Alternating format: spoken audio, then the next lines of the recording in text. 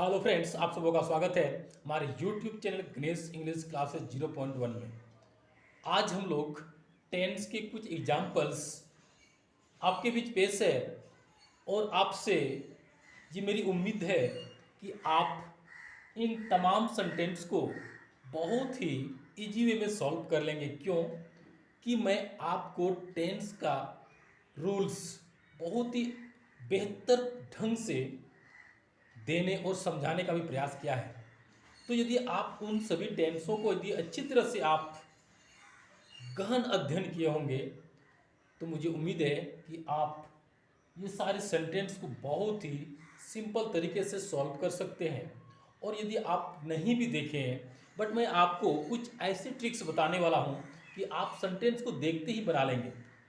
आपको ज़्यादा रट्टा नहीं मरवाने वाला हूँ बट आपको मैं एक ऐसा कंसेप्ट देने वाला हूँ कि आप सेंटेंस को देखते ही सेंटेंस स्वयं बन जाएगा।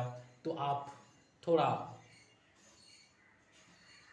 हौसला में रहें, आप थोड़ा जोश में आवे और मायूसी न बैठे रहे, मायूसी न बैठे रहे, यानी होके मायूस न यूं शाम की तरह ढलते रहिए, होके मायूस न यूं शाम की तरह ढलते रहिए।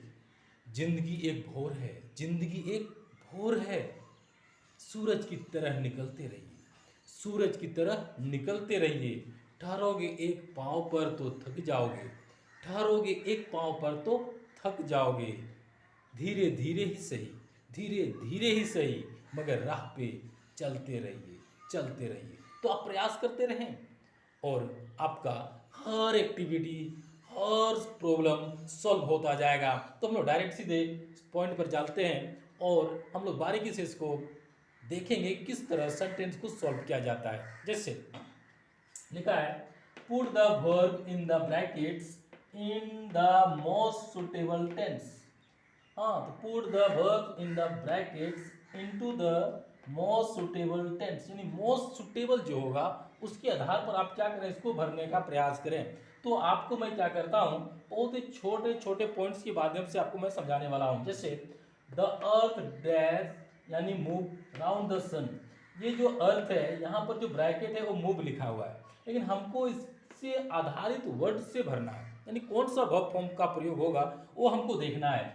तो हम क्या करेंगे, हम जानते हैं कि द अर्थ जो है वो राउंड द सन, ये यूनिवर्सल ट्रूथ है। दुनिया में जो भी यूनिवर्सल ट्रूथ हो, जो भी यूनिवर्सल ट्रूथ होता है उसके साथ हम क्या करते हैं, सिंपल प्रेजेंट की बनावट प्रयुक्त करते हैं, सिंपल प्रेजेंट की बनावट प्रयुक्त करते हैं। तो मुझे ये पता चल गया होगा कि द अर्थ है तो ये यूनिवर्सल ट्रूथ वाला सेंटेंस है, इसलिए यहाँ पर क्या होगा, ये तो थर्ड पर्सन है ना, कुछ भी है, तो यहाँ पर ये जो है ये V5 फॉर्म में आएगा। क्या आएगा, इसमें V5 फॉर्म में आएगा। और ये जो मूव है तो इसके आंसर में क्या हो जाएगा, ये मूव्स हो जाएगा। क्या हो जाएगा, ये मूव्स हो जाएगा, यानी ये मूव वाला ये यहाँ पर हम क्या कर देंगे, इसको मूव्स लगा देंगे तो ये सेंटेंस मेरा क्या हो जाएगा, सही हो जाएगा। तो आपको समझ में आ गया होगा कि मूव के बदले क्या करेंगे, मूव्स वर्ड का प्रयोग करेंगे तो ये मेरा सेंटेंस सही हो जाएगा।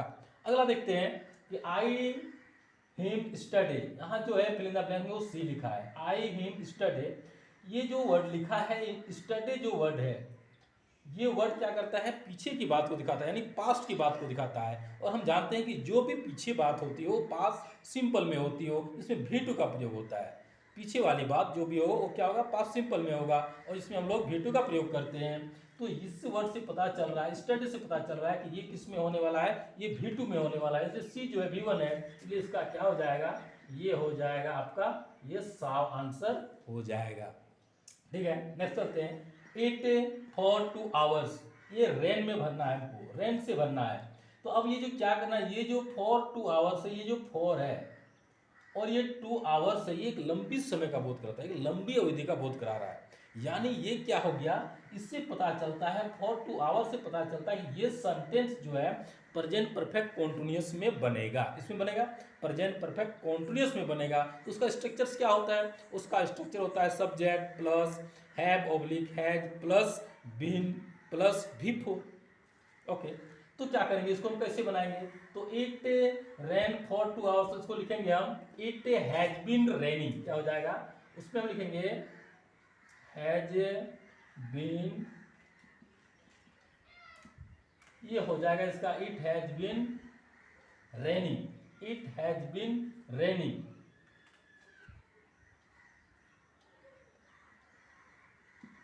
ठीक है, तो अब क्या करेंगे यहाँ पर, क्या इसके बदले हम क्या करेंगे, it has been raining, RAINING, यानी it has been raining for 2 hours कर देंगे, तो ये सेंटेंस मेरा क्या हो जाएगा, सही हो जाएगा। तो अगला देखते हैं, आई शैल गो बिफोर द सन, यहाँ पर सेट है, तो मुझे पता है कि यदि वाक्य में सेल का प्रयोग हो गया हो या तो विल का प्रयोग हो गया, यदि वाक्य में सेल या विल का प्रयोग हो गया हो एक साइड, तो दूसरा साइड क्या होगा, हमेशा वो किस में होगा, वो प्रेजेंट सिंपल में होगा, प्रेजेंट सिंपल में होगा।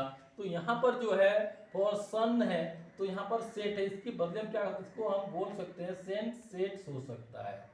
ये जो आंसर मेरा है वो क्या हो जाएगा, वो सही हो जाएगा। हु डिस्कवर अमेरिका, ये जो है वो डिस्कवर अमेरिका है, तो कहने का अमेरिका की खोज तो बहुत पहले हो चुकी है, यानी पास्ट में हुई है। जब पास्ट की बात को हम देखते हैं, जब भी पास्ट की बात यानी पीछे की बात को हम चर्चा करते हैं, तो वो जब भी होता है तो V2 फॉर्म में होगा, यानी पास्ट सिंपल में होगा, इसलिए V2 का प्रयोग होगा। तो यहाँ जो डिस्कवर लिखा हो गया है, इसमें क्या करेंगे हम, इसमें V2 बना देंगे इसको, यानी ये जो डिस्कवर्ड वर्ड है इसके सहारे क्या हो जाएगा, ये मेरा पास्ट सिंपल में सेंटेंस बन जाएगा।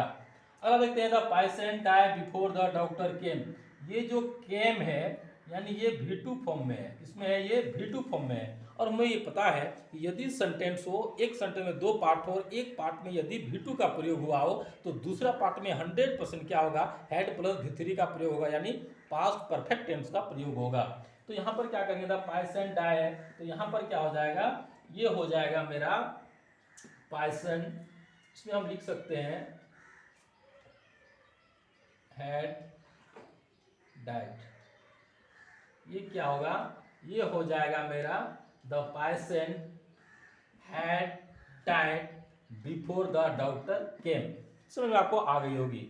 अब देखते हैं, if I a king I would be happy, ये जो लिखा है हम जानते हैं कि यदि वाक्य में इफ का प्रयोग हो गया हो, किसका प्रयोग हो गया, इफ का प्रयोग हो गया हो, अजीब विश अजविश, इफ अजीब विश अजविश, ये 4 वर्ड का प्रयोग हो गया हो, तो हम लोग जानते हैं कि 100% क्या होगा, वेयर का प्रयोग होगा, वेयर का प्रयोग होगा।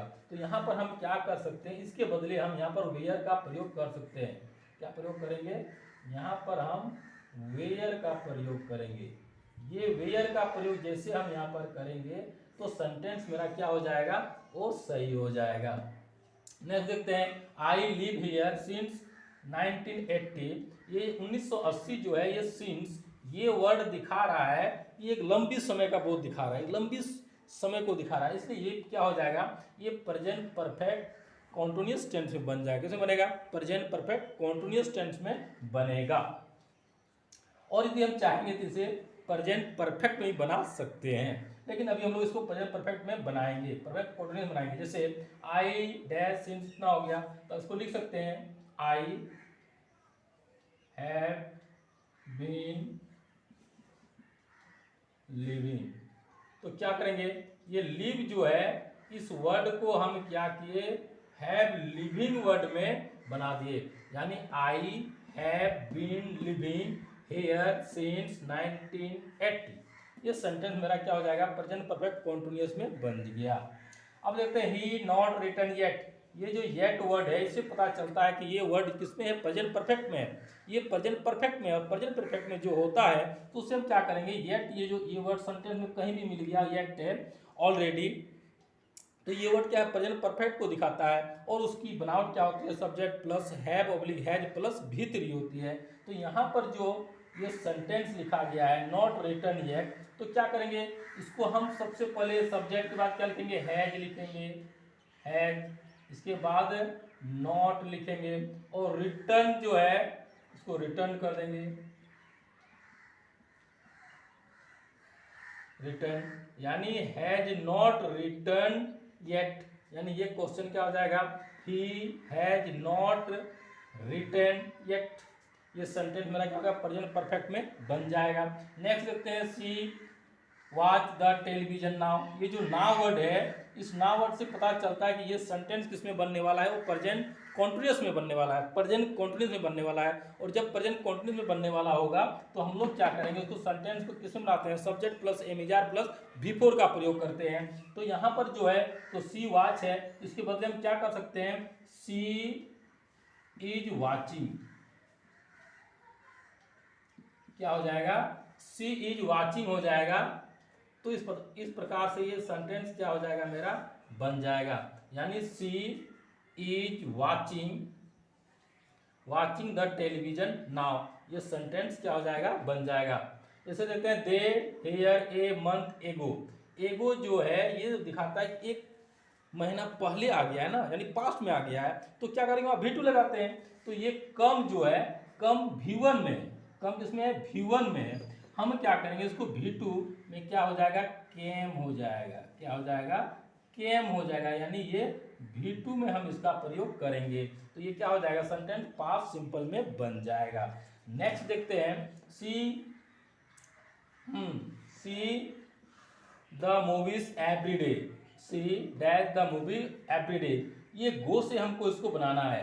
तो ये जो एवरी डे है, एवरी संडे है, एवरी मंडे है, एवरी सैटरडे है, कुछ भी हो, every plus Sunday to Saturday, every January, कुछ भी लिखा हो, अब एवरी या तो इच, ठीक है।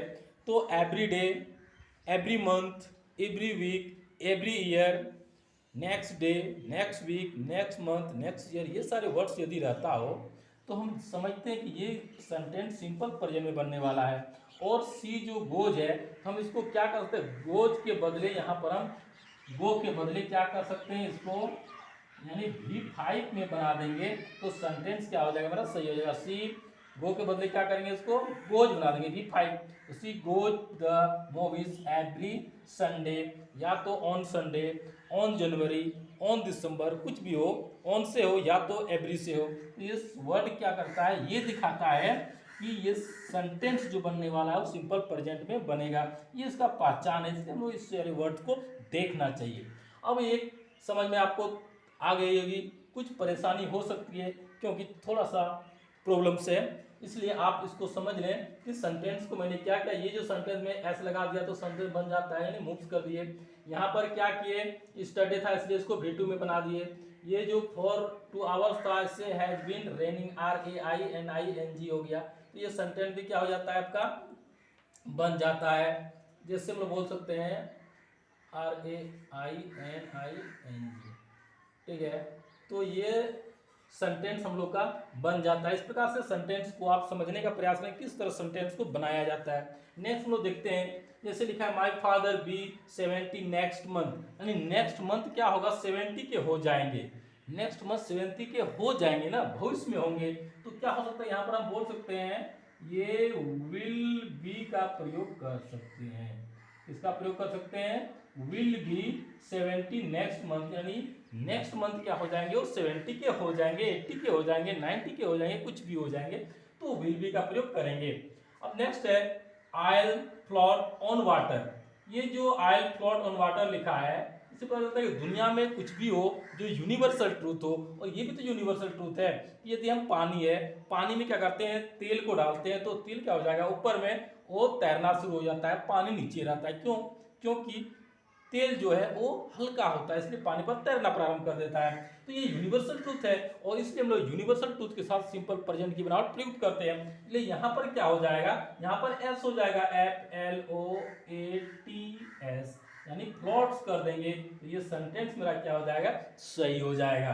नेक्स्ट देखते हैं, सी हैबिचुअली कम लेट। ये जो है हैबिचुअली जो वर्ड है, ये वर्ड क्या दिखाता है, ये वर्ड दिखाता है कि सिंपल प्रेजेंट में ये बनने वाला है। तो ये हैबिचुअली वर्ड से हमको पता चल गया कि ये सेंटेंस जब भी बनेगा तो सिंपल प्रेजेंट में बनेगा, दूसरा में नहीं बन सकता है। इसलिए हम लोग क्या करेंगे, सी थर्ड पर्सन है ना, तो यहाँ पर हम क्या करेंगे, यहाँ पर हम कम के बदले कम्स कर देते हैं, तो ये क्या हो जाएगा, आंसर मेरा सही बन जाता है। नेक्स्ट देखते हैं, हाँ जैसे does she writes a letter, does she writes a letter. तो आपको पता होगा, मैंने आपको बताया था कि यदि डू हो, डज हो या तो डिड हो, डू हो, डज हो या तो डिड हो, सेंटेंस में कहीं भी लग गया हो तो आप क्या करना, V1 का प्रयोग करना ही करना।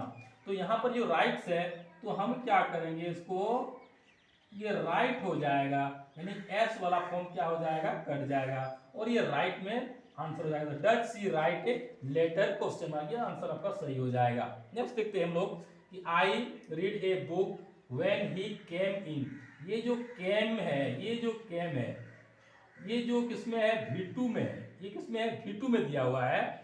तो क्या करेंगे, जब V2 वाला सेंटेंस हो तो हमको ये पता हो गया होगा कि यदि ये V2 में है तो दूसरा साइड जब भी होगा तो किसमें होगा, तो यानी पास्ट परफेक्ट में होगा, यानी हेड प्लस V3 में होगा। तो क्या हो जाएगा, सॉरी, हाँ, तो यहाँ पर सॉरी, इसको हम याद रखेंगे। ये जो वेन वर्ड है, वेन, ये वेन वर्ड क्या दिखाता है, जब ऐसा सेंटेंस जैसे I read a book when he came in, यानी व्हेन से जुड़ा हो, व्हेन से जुड़ा हो तो एक साइड क्या होगा, ये V2 होगा, तो एक साइड क्या होगा, पास्ट कॉन्टिन्यूअस होगा। क्या होगा, पास्ट कॉन्टिन्यूअस होगा। क्यों होगा, क्योंकि ये व्हेन या व्हाइल से जुड़ा हो तो एक साइड पास्ट कॉन्टिन्यूअस, एक साइड V2 का प्रयोग यानी पास्ट सिंपल का प्रयोग होगा। तो क्या हो जाएगा, आई वाज रीडिंग हो जाएगा। क्या हो जाएगा, I was reading a book when he came in, यानी यहाँ पर वाज रीडिंग आंसर मेरा बनेगा। नेक्स्ट देखते हैं, ही स्पीक्स अजीब ही बी माय बॉस। अब ये पता हो गया होगा कि इफ अजीब, मैंने आपको बताया था कि इफ अजीब विस अजविस, ये चार वर्ड्स आप कहीं भी देख लेते हो तो याद करना और समझ जाना, ये सेंटेंस किसमें बनने वाला है, वो 99.9% क्या होगा, वेयर में बनेगा। किसमें बनेगा, वेयर में बनेगा। तो ही स्पीक्स अजीब ही, ये जो बी है इसको हम क्या कर देंगे, इसको हम वेयर लिखेंगे।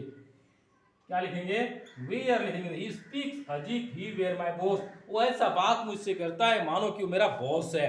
यानी कहने का अथवा ये अजीब जो वर्ड है इससे पता चल गया कि ये सेंटेंस किसमें बनेगा, स्टार वर्ड में बनेगा। और मैंने आपको स्टार वर्ड कुछ लिखवाया था, आप उसको अवश्य देख लें, क्योंकि टेंस का खजाना मैं आपको एक बताया है, बहुत स्पेशल है। उसमें यदि आप उन सभी वर्ड्स को एक बार देख लेते हैं तो लाइफ में फिर आपको कोई प्रॉब्लम नहीं होगा। तो आप क्या करें, हाँ तो दोस्तों ये सारे वर्ड्स को मैं क्या किया, आपके बीच रखने का प्रयास किया। और ऐसी बात नहीं कि ये सारे वर्ड्स को मैंने सिंपल तरीके से बनाया है और आपके बीच पेश कर दिया, ऐसी बात नहीं है। आप पे कोई भी किताब आपके पास हो, किसी भी राइटर का बुक हो, आप क्या करें, उसको ले लें और उसको क्या करें, आप टेंस का जो एक्सरसाइज दिया गया हो अब उसको निकालें और बनाने का प्रयास करें। ये सारा सेंटेंस आपको उस बुक से मिल जाएगा। मैं अपने मन से एक भी सेंटेंस, एक भी वर्ड लिखने का प्रयास नहीं किया। आप सेम टू सेम इससे देख सकते हैं, मिला सकते हैं कि इस सेंटेंस को कैसे हम पकड़ सकते हैं। और यदि पकड़ने का नियम मुझे पता चल गया, यदि ये कंसेप्ट मुझे पता चल गया तो किसी भी सेंटेंस को हम ईजी वे में बना सकते हैं। तो आप क्या करें, इस तरह से प्रैक्टिस करें और यदि आप अच्छा प्रैक्टिस करते हैं तो आप एक मुकाम तक अवश्य ही पहुँचेंगे, ये मेरी प्रॉमिस है। और हम ये चाहते हैं कि आप हमेशा प्रयासरत रहें और जितना हो सके मैं आपको समझाने का प्रयास करता और हमेशा समझाता रहूँगा। और इस प्रकार से आप हमेशा इस तरह के सेंटेंस को बनाने का प्रयास करें और एक्चुअली और 100% आप क्या हो जाएंगे, एक टारगेटफुल स्टूडेंट अवश्य होंगे। ये मेरी दुआ है और यही मेरी आशीर्वाद है कि आप जितना प्रोग्रेस करें उतनी ही मुझे दिल से आनंद होगी। इसलिए आप मुस्कुराएं और हम आपके लिए मुस्कुराहट के लिए यानी उन सभी वर्ड्स को आपको देता रहूँगा ताकि आपका मुस्कुराहट लाइफ पर बनता रहे। यही मेरी इच्छा है। थैंक्स। फिर हम लोग अगले वीडियो में मिलते हैं, तब तक के लिए बाय।